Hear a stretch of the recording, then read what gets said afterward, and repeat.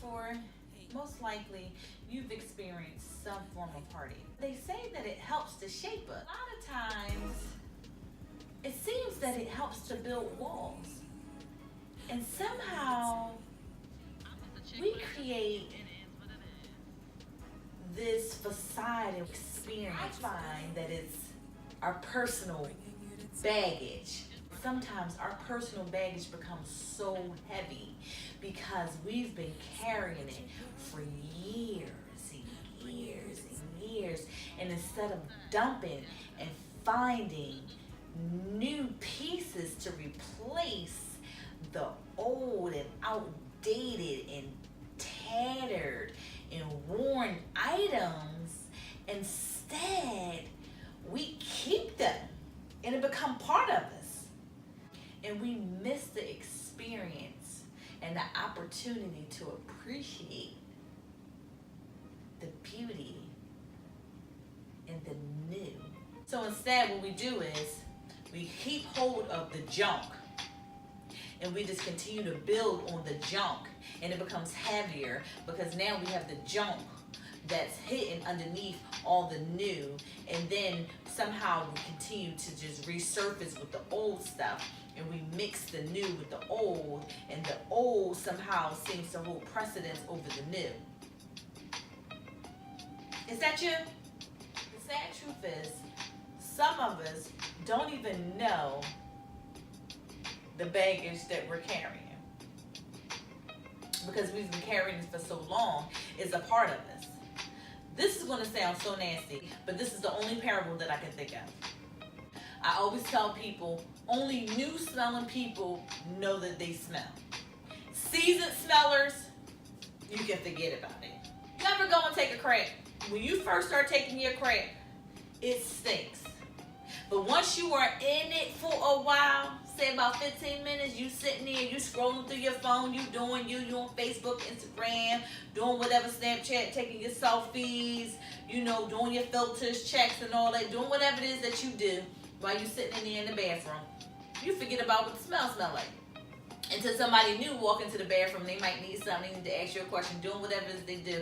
What they do? Hold their nose. Ooh, oh my God, now they can smell it. And you looking at them and they looking at you, and you looking at them and they looking at you, and you trying to figure out what's going on.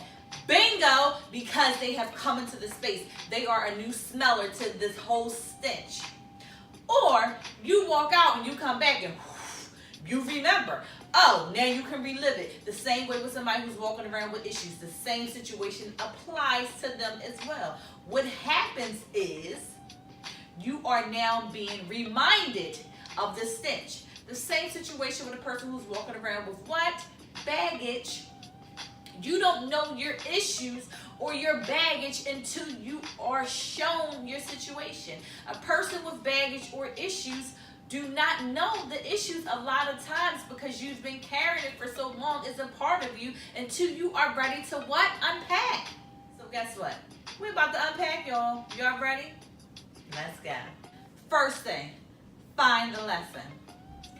You cannot move on to anything without learning the lesser skill first. Reet, what you talking about? Let me explain. You cannot learn to multiply unless you learn to add first. You cannot learn to read unless you know the alphabet first. You cannot learn to love unless you have learned to forgive the pain of the past first. You say you want a husband or a wife, you have to first learn how to forgive and get over the hurt of your past first. So that means your father, your mama, and anybody else who hurt you in your past first. Yes. You get me? Learn the lesson. You have to learn the game. No, life is not a game, but it is a game.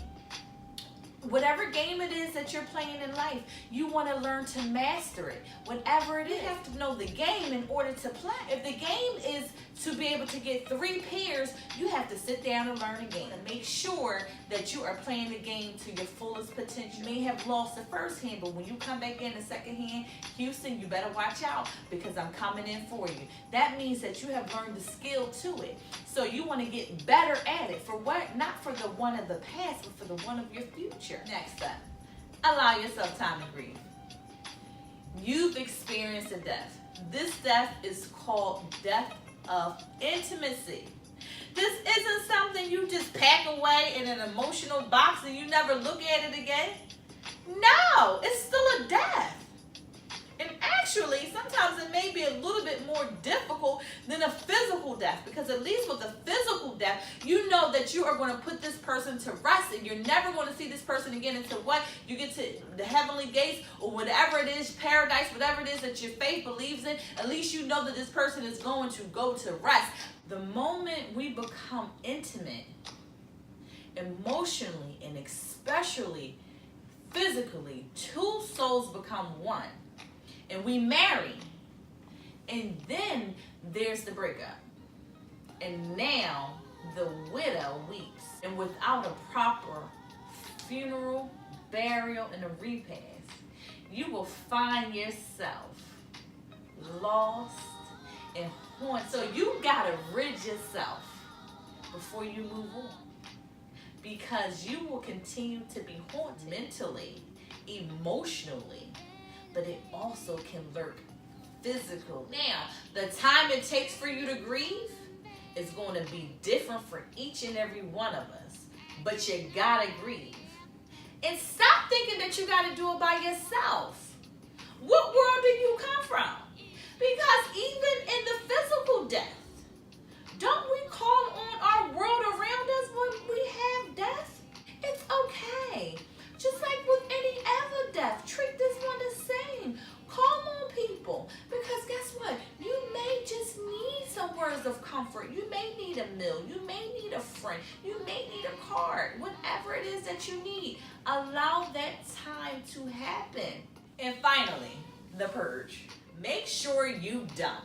Write a letter, scream, yell, cry, shout, cuss, curse, do whatever it is that you need to do. But make sure when you do it alone, baby. And make sure you get it off of you. You hear me?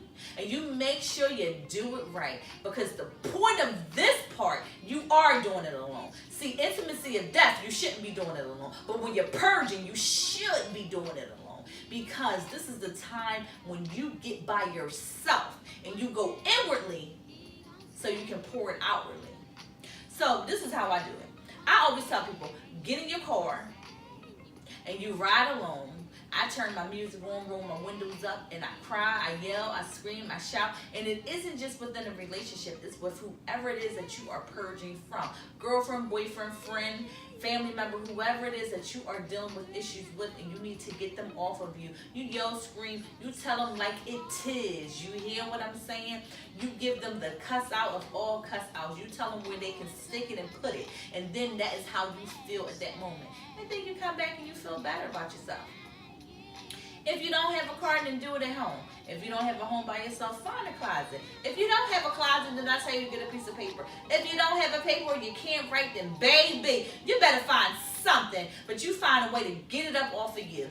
Get it off of you and off of you and out of you, and do whatever it is that you need to do. But you make sure that you purge. Why? Because the whole process is to be able to carry what? Light. This is your girl Reet. This is what it is that I do. Am I walking around without any baggage? I would be a lie if I told you that, honey, and there would be no truth in me. Yes, I got my baggage. But the point is to be able to do what? Carry light.